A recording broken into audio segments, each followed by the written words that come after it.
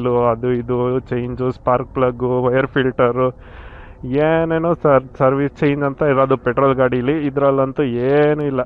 Petrol ಗಾಡಿ ಓಡಿಸ್ತೀನಿ ಅಂದರೆ at least ಏನಿಲ್ಲ ಅಂದರೂ ಒಂದು 12-13 ಸಾವಿರ ಖರ್ಚಾಗುತ್ತೆ. ಬಟ್ ಇದರಲ್ಲಿ ಒಂದು 500-1000 ಮ್ಯಾಕ್ಸಿಮಮ್ ಅಂದರೆ 1000 ರೂಪಾಯಿ ಖರ್ಚಾಗಿರ್ಬೋದು. ಬರೀ 5 ಪಾರ್ಟ್ ಗೊತ್ತಾಗ್ತಿಲ್ಲ ನೋಡಿ. ಇದರ ಸೌಂಡ್ ಬರ್ತಾ ಇದೆ ಬ್ರೇಕ್ ಇಡೋದು. May be this is mainly fork ಅನಿಸುತ್ತೆ. ಹಲೋ, ಎಲ್ಲರಿಗೂ ನಮಸ್ಕಾರ and welcome back to the channel for another vlog. So ಈ ವ್ಲಾಗಲ್ಲಿ ನಮ್ಮ ಓಲಾದು ಅಪ್ಡೇಟ್ ಕೊಡಬೇಕಿತ್ತು. ಐ ಥಿಂಕ್ ನಾನು ಲಾಸ್ಟ್ ವೀಡಿಯೋ ಮಾಡಿದ್ದು ಆಲ್ಮೋಸ್ಟು 2000-3000 ಕಿಲೋಮೀಟರ್ಸ್ಗೇನೋ ಮಾಡಿದ್ದು.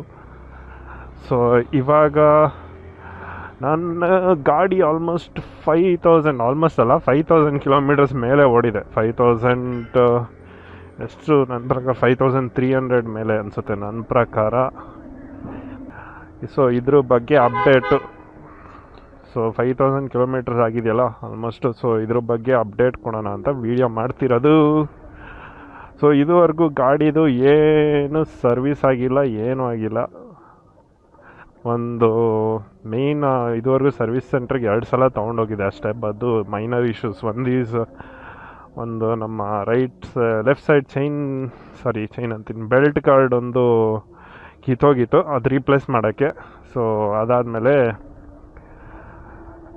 ಇನ್ನೊಂದೇನು ಫ್ರೆಂಡ್ ಸ್ವಲ್ಪ ಇದು ವೈಬ್ರೇಷನ್ ಇತ್ತು, ಅದು 2ಕ್ಕೆ ಹೋಗಿರೋದು ಇದುವರೆಗೂ. ಸೊ ಇದ್ಬಿಟ್ಟು ಇನ್ನೇನು ಸರ್ವಿಸ್ ಸೆಂಟರ್ಗೆ ಅಥವಾ ಬೇರೆ ಏನೋ ರೀಪ್ಲೇಸ್ಮೆಂಟು ಅದು ಇದು ಸರ್ವಿಸ್ಗೆ ಏನು ಬಿಟ್ಟಿಲ್ಲ. ಕೇಳಿದೆ ಸರ್ವಿಸ್ ಎಷ್ಟು 1000 ಕಿಲೋಮೀಟ್ರಿಗೆ ಒಂದು ಸಲ ಬಿಡಬೇಕು ಅಂತ. ಅವರು ಒಂದು 7,000-8,000ವರೆಗೂ ಓಡಿಸಿ ಆಮೇಲೆ ಬಿಡಿ ಅಂದರು.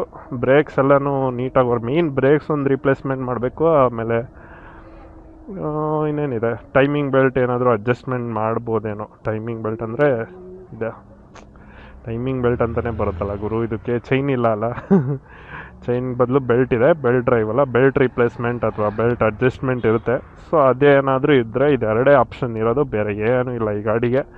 ನಮ್ಮ ಪೆಟ್ರೋಲ್ ಗಾಡಿಗಾಗಿದ್ದರೆ ಅಟ್ಲೀಸ್ಟು ಎವ್ರಿ 3000ನೋ 5000ನೋ, ನನಗೂ ಗೊತ್ತಿಲ್ಲ. ಆ್ಯಕ್ಟಿವಾ ನಾನು ಯಾವುದು ಓಡಿಸಿಲ್ಲ, ಯೂಶ್ವಲಿ ಓಡಿಸ್ತಿದ್ದು ಬೈಕ್ಸ್ ಮಾತ್ರ. ಸೊ ಅದರಲ್ಲಿ ಅಟ್ಲೀಸ್ಟ್ ಒಂದು 3,000-5,000ಗೆ ಸರ್ವಿಸ್ ಕೊಡ್ತಿದ್ದೆ. ಆಯಿಲು ಅದು ಇದು change, spark plug, wire filter, ಏನೇನೋ ಸರ್ವಿಸ್ ಚೇಂಜ್ ಅಂತ ಇರೋದು ಪೆಟ್ರೋಲ್ ಗಾಡೀಲಿ. ಇದರಲ್ಲಂತೂ ಏನೂ ಇಲ್ಲ.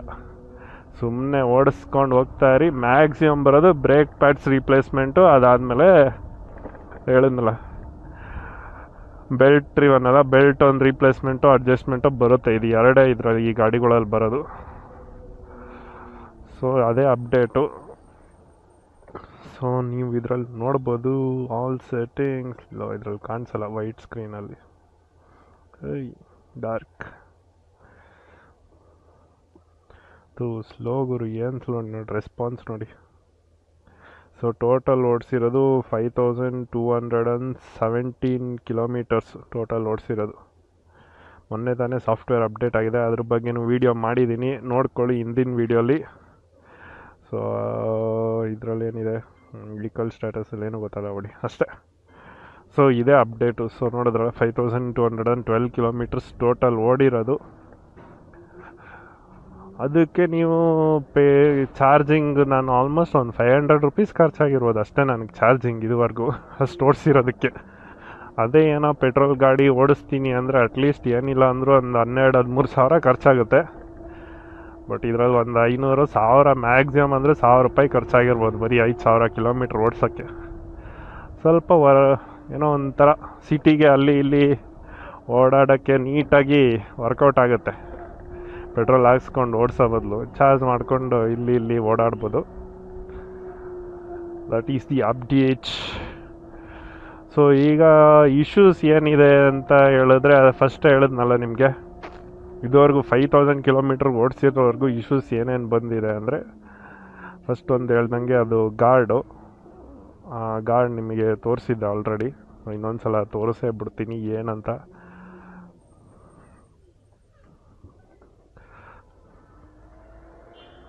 ಸೊ ಮೇಯ್ನ್ ಇದೊಂದು ಗಾರ್ಡ್ ಬಿದ್ದಿತ್ತು ಅಷ್ಟೇ,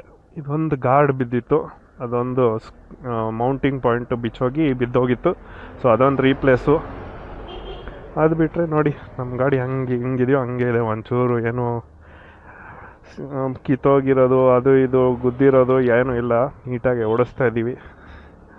ಸೊ ಬೇರೆ ಏನೂ ಇಶ್ಯೂಸ್ ಇಲ್ಲ, everything is working as of now. But so ಇವಾಗ ನನ್ನ ಗಾಡಿ ಫ್ರಂಟ್ ಐ ಥಿಂಕ್ ಫೋರ್ಕ್ ಅಥವಾ ಏನೋ ಇಲ್ಲಿದೆ ಫ್ರಂಟ್ ಪಾರ್ಟ್, ಗೊತ್ತಾಗ್ತಿಲ್ಲ ನೋಡಿ, ಇದರ ಸೌಂಡ್ ಬರ್ತಾಯಿದೆ ಬ್ರೇಕ್ ಇಡೋದು.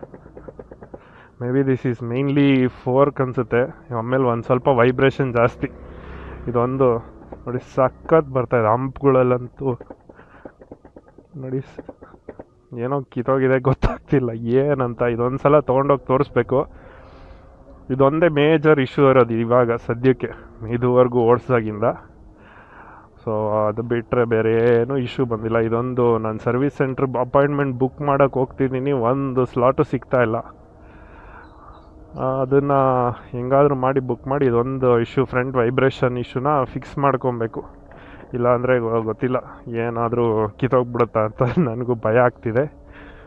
ಅದೊಂದು ಮೋಸ್ಟ್ಲಿ ನೆಕ್ಸ್ಟ್ ವೀಕ್ ಅಥವಾ ಯಾವಾಗಲಾದರೂ ಹೋಗ್ತೀನಿ, ಇಲ್ಲ ನಾನೇ ಒಂದು ಸಲ ಓಪನ್ ಮಾಡಿಬಿಟ್ಟು ಚೆಕ್ ಮಾಡ್ತೀನಿ, ಏನಾಗಿದೆ ಒಳಗೆ, ಏನಕ್ಕೆ ಈ ಥರ ಅಂತ, ಬಿಫೋರ್ ತೊಗೊಂಡಾಗಕ್ಕೆ ಮುಂಚೆ. ಸೊ ಅವಾಗ ನನಗೂ ಗೊತ್ತಾಗುತ್ತೆ ಅವ್ರು ಏನು ಮಾಡ್ತವ್ರೆ, ಅವ್ರಿಗೆ ಗೊತ್ತಾ ಡಯಾಗ್ನಾಸ್ಟಿಕ್ಸು ಅಥವಾ ಸುಮ್ಮನೆ ಏನೋ ಒಂದು ಹೇಳ್ತಾವ್ರ ಅಂತ ಗೊತ್ತಾಗುತ್ತೆ. ಸೊ ಓಪನ್ ಮಾಡಿ ಚೆಕ್ ಮಾಡಿದ್ರೆ, ಜಸ್ಟ್ ಈ ಪ್ಯಾನಲ್ ಇದೊಂದು ಓಪನ್ ಮಾಡಿದ್ರೆ ಗೊತ್ತಾಗುತ್ತೆ ಫ್ರಂಟಲ್ಲಿ ಏನಾದರೂ ಇಶ್ಯೂಸ್ ಇದೆಯೋ ಇಲ್ವೋ ಅಂತ. ಸೊ ಇವ್ರದ್ದು I think most of the ಗಾಡಿ ನೋಡಿದ್ದೀನಿ ಆಲ್ಮೋಸ್ಟ್ 3000, 4000, 5000 ಎಲ್ಲ ಓಡುತ್ತೆ. ಅದು 4-5 ಆದಮೇಲೆ ಪ್ರಾಬ್ಲಮ್ಸ್ ಜಾಸ್ತಿ, ಬ್ಯಾಟ್ರಿದು ಚಾರ್ಜಿಂಗು ಅದು ಇದು ಅಂತ ಹೇಳ್ತಾರೆ. ನಾನು ನೋಡಿರೋದು, but I don't know how it is. ನನಗಂತೂ ಪ್ರಾಬ್ಲಮ್ ಇಲ್ಲ. ಈವನ್ ಒಂದೊಂದು ಸಲ at least monthly once or twice ನಾನು ಫಾಸ್ಟ್ ಚಾರ್ಜಿಂಗು ಯೂಸ್ ಮಾಡ್ತೀನಿ. ಸೊ ಚಾರ್ಜ್ ಮಾಡ್ಕೊಳಕ್ಕೆ ಸಡನ್ನಾಗಿ ಎಲ್ಲಾದರೂ ಹೋಗ್ಬೇಕಂದ್ರೆ. So that also is working fine. But problem ಏನಂದರೆ ಫಾಸ್ಟ್ ಚಾರ್ಜಿಂಗೇ ವರ್ಕ್ ಆಗಲ್ಲ ಒಂದೊಂದು ಸಲ. ಸೊ ಅದೇ ಪ್ರಾಬ್ಲಮ್, ಎಷ್ಟೊಂದು ಸಲ ಅದೇ ಆಗಿದೆ ಪ್ರಾಬ್ಲಮ್. ಸೊ ಅವ್ರದ್ದು ಫಾಸ್ಟ್ ಚಾರ್ಜಿಂಗ್ ಎಲ್ಲ ಯೂಸ್ ಮಾಡಿ ಕೆಟ್ಟೋಗ್ಬಿಟ್ಟಿದೆ. ಸೊ ಒಂದೊಂದು ಸಲ ವೈರ್ಗಳು ಡಿಸ್ಕನೆಕ್ಟ್ ಇರುತ್ತೆ, ಅದು ಇದು ಪ್ರಾಬ್ಲಮ್ ಇರುತ್ತೆ. ಸೊ ಲಾಸ್ಟ್ ಟೈಮ್ ಅಷ್ಟೇ 2-3 ಸಲ ಹಂಗೆ ಆಯಿತು. ಅವ್ರದ್ದು ಫಾಸ್ಟ್ ಚಾರ್ಜಿಂಗ್ ಆಲ್ಮೋಸ್ಟ್ ಹಾಳಾಗೋಗುತ್ತೆ ಎಷ್ಟೊಂದು ಕಡೆ. ಇವಾಗ ನಮ್ಮ ಮನೆ ಹತ್ರ ಇದ್ದಿದ್ದು ಅದು ಹಾಳಾಗೋಗಿದೆ, ಇನ್ನೂ ರಿಪೇರಿ ಮಾಡಿಲ್ಲ. ಆಲ್ಮೋಸ್ಟ್ 4 months ಆಯಿತು, ಇದುವರೆಗೂ ರಿಪೇರಿನೇ ಮಾಡಿಲ್ಲ, ಹಂಗೆ ಬಿದ್ದಿದೆ. ಎಷ್ಟು ಕಂಪ್ಲೇಂಟ್ ರೈಸ್ ಮಾಡಿದ್ರು ವೇಸ್ಟ್ ಅವರು. ಬಟ್ ಒಂದು ಅಡ್ವಾಂಟೇಜ್ ಅಂದರೆ ಇದು, ನೀವು ಇಲ್ಲಿ ಸಿಟೀಲಿ ಅದು ಇದು ಓಡೋಕ್ಕೆ ಈಗ ಎಲೆಕ್ಟ್ರಿಕ್ ಗಾಡಿಗಳು ಇವು ಸಖತ್ ಯೂಸ್ ಆಗುತ್ತೆ. ಸೊ ಎಲ್ಲ ದೂರ ಹೋಗಬೇಕು, ಅದು ಇದು ಪ್ಲ್ಯಾನ್ ಮಾಡೋಕ್ಕೆ ಸ್ವಲ್ಪ ಕಷ್ಟ ಸಡನ್ನಾಗಿ. ಯಾಕಂದರೆ you always have to see this charge ಆಗಿದೆಯೋ ಇಲ್ವಾ. ಚಾರ್ಜ್ ಆಗಿಲ್ಲ ಅಂದರೆ ಅಟ್ಲೀಸ್ಟ್ ನಿಮ್ಮ ಹತ್ರ ಫಾಸ್ಟ್ ಚಾರ್ಜಿಂಗ್ ಇಲ್ಲ ಅಂದರೆ have to wait for 1-2 hours. Even fast charging ಇದ್ರೂ ವೆಯ್ಟ್ ಮಾಡಬೇಕು. ಯಾಕಂದರೆ ಅಲ್ಲಿ ಎಷ್ಟೊಂದು ಜನ ನಮ್ಮ ಥರನೇ ಕಾಯ್ತಾ ಕೂತಿರ್ತಾರೆ. ಬೇಜಾನ್ ಗಾಡಿಗಳು ಸೇಲ್ ಆಗೋಗಿದೆಯಲ್ಲ, ಅವರು ಫಾಸ್ಟ್ ಚಾರ್ಜಿಂಗ್ ಬೇರೆ ಫ್ರೀ ಬಂದು ಕಾಯ್ತಾ ಕೂತಿರ್ತಾರೆ ಚಾರ್ಜ್ ಮಾಡೋಕ್ಕೆ.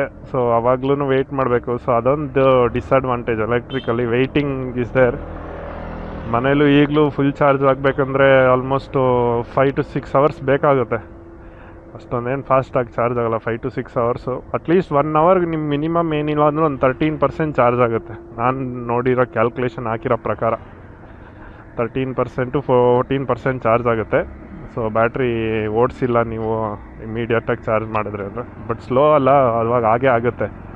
ಇದಾದಮೇಲೆ ಇನ್ನೊಂದು ಇದು ರೇಂಜ್ ಬಗ್ಗೆ ಮಾತಾಡೋಣ. ರೇಂಜ್ ಅಂತೂ ಇವಾಗಲೂ ಫಸ್ಟ್ ದಿನ ಹೆಂಗೆ ಬರ್ತಿತ್ತೋ ಹಂಗೇ ಬರ್ತಾಯಿದೆ ರೇಂಜು. 1 kilometer ಡ್ರಾಪ್ ಆಗಿಲ್ಲ. ಅಟ್ಲೀಸ್ಟ್ ನನ್ನ ಪ್ರಕಾರ, ನಾನು ನೋಡ್ಸಿರೋ ಪ್ರಕಾರ ಎಲ್ಲೂ ರೇಂಜೇ ಡ್ರಾಪ್ ಆಗಿಲ್ಲ. ಪೂರ್ತಿ ನೀಟಾಗಿ ಬರ್ತಾಯಿದೆ. ಆಲ್ಮೋಸ್ಟ್ 90 to 120 ಬರ್ತಾಯಿದೆ.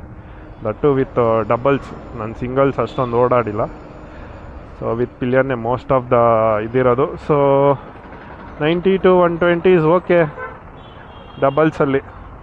ಡಬಲ್ಸಲ್ಲಂದು ಮಿನಿಮಮ್ 90 ಮೇಲೆ ಬಂದೇ ಬರುತ್ತೆ ಆರಾಮಾಗಿ. ಎಷ್ಟೊಂದು ಸಲ ನಾನೇ ಹೋಗಿದ್ದೀನಿ.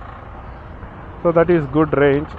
ಸಿಂಗಲ್ಸಲ್ಲಿ ನಾನು ಇದುವರೆಗೂ ಹೋಗಿಲ್ಲ. ಮೇ ಬಿ ಅರೌಂಡ್ 150+ ಬರ್ಬೋದು ಟ್ರೈ ಮಾಡಿದ್ರೆ. ಬಟ್ ನೋಡೋಣ, ಒಂದು ಸಲ ಟ್ರೈ ಮಾಡ್ತೀನಿ ಎಲ್ಲ ಅವತ್ತಾದ್ರು ರೇಂಜ್ ಟೆಸ್ಟ್ ಮಾಡೋಕ್ಕೆ. ಆಫ್ಟರ್ 5000 kilometers ಏನಿದೆ ರೇಂಜು ಅಂತ. ನನ್ನ ಪ್ರಕಾರ range is proper. But range ಒಂದು ಡಿಪೆಂಡ್ ಆಗೋದು. ಇದುವರೆಗೂ ಓಡಿಸಿರೋ ಪ್ರಕಾರ ರೇಂಜು ನಿಮಗೆ ಕಮ್ಮಿ ಬರ್ತಿದ್ರೆ first main problem tyre pressure. ನಿಮ್ಮ ಟೈರ್ ಪ್ರೆಷರು 33ಗಿಂತ ಕೆಳಗಡೆ ಇದ್ದರೆ ನಿಮಗೆ ರೇಂಜ್ ಬರೋದೇ ಇಲ್ಲ. ನೀವು ನೋಡ್ಕೊಂಬಿಡಿ. ಅದಕ್ಕೆ ಈ ಪೆಟ್ರೋಲ್ ಬಂಕ್ಗಳಲ್ಲಿ ಅಲ್ಲಿ ಇಲ್ಲಿ ಪ್ರೆಷರ್ ಹಾಕ್ತಾರಲ್ಲ, ಅದೆಲ್ಲ ಅಕ್ಯುರೇಟ್ ಇರೋಲ್ಲ. ಒಂದೊಂದು ಸಲ 2-3 points ವೇರಿ ಇರುತ್ತೆ. ಅಕ್ಯುರೇಟ್ ಯಾವುದೂ ಇರೋಲ್ಲ. ಸೊ ಅಟ್ಲೀಸ್ಟ್ 33-34 ಇಟ್ಕೊಂಡ್ರೆ ನೀಟಾಗಿ ಚೆನ್ನಾಗಿ ಬರುತ್ತೆ. ರೇಂಜು ಇರುತ್ತೆ, ಗಾಡಿ ಪಿಕಪ್ ಇರುತ್ತೆ, ಪರ್ಫಾರ್ಮೆನ್ಸು ಇರುತ್ತೆ. ಒಂದೊಂದು ಸಲ 25-24 ಇತ್ತು ಲಾಸ್ಟ್ ವೀಕ್ ಯಾವಾಗಲೂ. ಸೊ ಗಾಡಿ ಪವರೇ ಇಲ್ಲ, ಫುಲ್ಲೇ ಇಲ್ಲ. ಸೊ ನಾನು ಏನಿದು ಪವರ್ ಇಲ್ಲ, ಫುಲ್ ಇಲ್ಲ, ಏನಾಗ್ತಿದೆ ಅಂತ ಹೋಗಿ ಟೆಸ್ಟ್ ಮಾಡಿದ್ರೆ ಗಾಡೀಲಿ ಏರೇ ಇಲ್ಲ.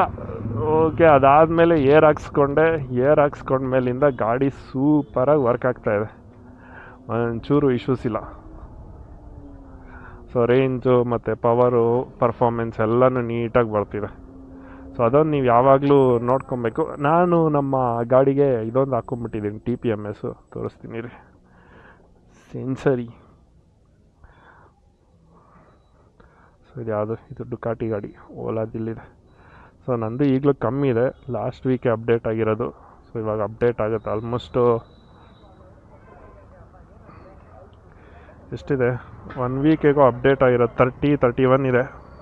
ಸ್ವಲ್ಪ ಕಮ್ಮಿ ಇದೆ, 2-3 PSI ಕಮ್ಮಿ ದೆನ್ ರೆಕಮೆಂಡೆಡ್ ನೋಡ್ಬೋದು. So okay, but at least minimum 33 ಇದ್ದರೆ ನಿಮಗೆ ಕರೆಕ್ಟಾಗಿ ಬರುತ್ತೆ. ಅವ್ರು ರೆಕಮೆಂಡೆಡ್ ರೇಂಜೂ 33ನೇ ಏರ್ ಪ್ರೆಷರು. ಸೊ ಅದೊಂದು ನೀವು ಕರೆಕ್ಟಾಗಿ ಇಟ್ಕೊಳ್ಳಿ.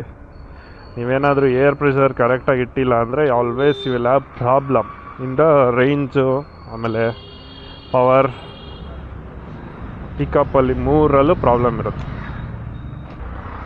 ಸೊ ಈ ಪೆಟ್ರೋಲ್ ಗಾಡಿ ಕಂಪೇರ್ ಮಾಡಿದ್ರೆ ಸ್ವಲ್ಪ ಮೇಂಟೆನೆನ್ಸ್ ಎಲ್ಲ ಇದರಲ್ಲಿ ಏನೂ ಇಲ್ಲ. ನೀವೇನಾದರೂ ಒಂದು ಆ್ಯಕ್ಟಿವಾ ಆರ್ ಎನಿ ಅದರ್ ಆ ಥರ ಮಾಡಲ್ಸ್ ಕಂಪೇರ್ ಮಾಡಿದ್ರೆ ಅಟ್ಲೀಸ್ಟ್ ಇಷ್ಟೊತ್ತಿಗೆ ಒಂದು 2 ಸರ್ವಿಸ್ ಅಂತೂ ಆಗೇ ಆಗಿರೋದು.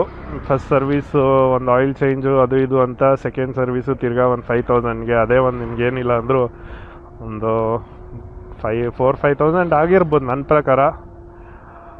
ಸೊ ಕಮೆಂಟ್ ಮಾಡಿ, ನನಗೆ ಗೊತ್ತಿಲ್ಲ ಆ್ಯಕ್ಟಿವಲ್ಲಿ ಎಷ್ಟಾಗುತ್ತೆ ಸರ್ವೀಸು, ಆ ಥರ ಜುಪಿಟರ್ ಅದು ಇದು ಇದೆಯಲ್ಲ, ಇದು ಕಾಂಪಿಟೇಷನ್ ಆ ಥರದ್ದು. So I don't know what is the cost of that service.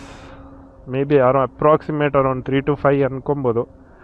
Plus petrol ಅದಕ್ಕೆ ಆಲ್ಮೋಸ್ಟ್ ಒಂದು 15,000 ಖರ್ಚಾಗುತ್ತೆ 15,000 ಓಡಿಸೋಕ್ಕೆ. ಬಟ್ ಇದರಲ್ಲಿ ಏನೂ ಇಲ್ಲ, ನಿಮ್ಗೆ 1,000ದಲ್ಲೇ ಎಲ್ಲ ಮುಗಿದೋಗುತ್ತೆ. ಎಲೆಕ್ಟ್ರಿಕಲ್ಲಿ ಸ್ವಲ್ಪ ಯೂಸ್ ಆಗುತ್ತೆ. ಆಲ್ಮೋಸ್ಟ್ 1.5 lakhs ಕೊಟ್ಟಿರೋದಕ್ಕೂ ಪ್ಲಸ್ 5,000 ಓಡಿಸಿದ್ರೆ ಬರೀ 1,000-2,000 ಖರ್ಚಾದರೆ ನೀವೇ ನೋಡಿ ಹೆಂಗೆ ಯೂಸ್ ಆಗುತ್ತೆ ಅಂತ. ಸೊ ಅಷ್ಟೇ ನಮ್ಮ ಅಪ್ಡೇಟಲ್ಲಿ. ಸೊ ಇದುವರೆಗೂ ಇದಕ್ಕೆ 5,000 ಕಿಲೋಮೀಟರ್ ಓಡಿಸಿದ್ದೀನಲ್ಲ, ಒಂದೇ ಒಂದು ಸಾಫ್ಟ್ವೇರ್ ಅಪ್ಡೇಟ್ ಬಂದಿದೆ. ಸೊ ಆ ಸಾಫ್ಟ್ವೇರ್ ನೆನ್ನೆ ವೀಡಿಯೋಲಿ ಬಿಟ್ಟಿದ್ದೀನಲ್ಲ, ಯಾವುದದು 4.0.4 ಅದೊಂದೇ ಅಪ್ಡೇಟ್ ಬಂದಿರೋದು. ಸೊ ಅದನ್ನು ಅಪ್ಡೇಟ್ ಆಗಿದೆ, ಏನೂ ಇಶ್ಯೂಸ್ ಇಲ್ಲ. So that's it. ಈ ವಿಡಿಯೋದಲ್ಲಿ ನಮ್ಮ 5,000 ಕಿಲೋಮೀಟರ್ಸ್ ರಿವ್ಯೂ ನಮ್ಮ ಓಲಾ S1 Pro ಅಲ್ಲಿ ಇನ್ ಜಸ್ಟ್ 7 months ಅನ್ಕೊತೀನಿ. ಸೊ ನಂದು ಇಶ್ಯೂಸ್ ಅಪ್ಡೇಟ್ಸ್ ಎಲ್ಲ ಹೇಳಿದ್ದೀನಿ. ನಿಮ್ದೇನಾದರೂ ಇದೇ ಥರ ಇಶ್ಯೂಸ್ ಇದೆಯೋ ಅಥವಾ ಬೇರೆ ಇನ್ಯಾವ ಥರ ಆದರೂ ಇಶ್ಯೂಸ್ ಇದ್ದರೆ ಕಮೆಂಟ್ ಮಾಡಿ ನೋಡೋಣ. ಏನಾದರೂ ರೆಸಲ್ಯೂಷನ್ ಇದ್ದರೆ ಹೇಳ್ತೀನಿ, ಇಲ್ಲ ಅಂದರೆ ನೋಡೋಣ ಏನು ಮಾಡ್ಬೋದು ಅಂತ. ಸೊ ಕಮೆಂಟ್ ಮಾಡಿ ತಿಳಿಸಿ, ಏನಾದರೂ problems, issues, range issues, performance issues ಏನೇ ಇದ್ದರೂ ಹೇಳಿ. So that's all. ಈ ವಿಡಿಯೋಲಿ ಸಿಗೋಣ ನೆಕ್ಸ್ಟ್ ವ್ಲಾಗಲ್ಲಿ. Until then, see ya, bye-bye, take care. ಸ್ವಲ್ಪ ಲೈಕು, ಶೇರು, ಸಬ್ಸ್ಕ್ರೈಬ್ ಮಾಡ್ತೀರಿ ವೀಡಿಯೋಸ್ನ. Thank you, bye.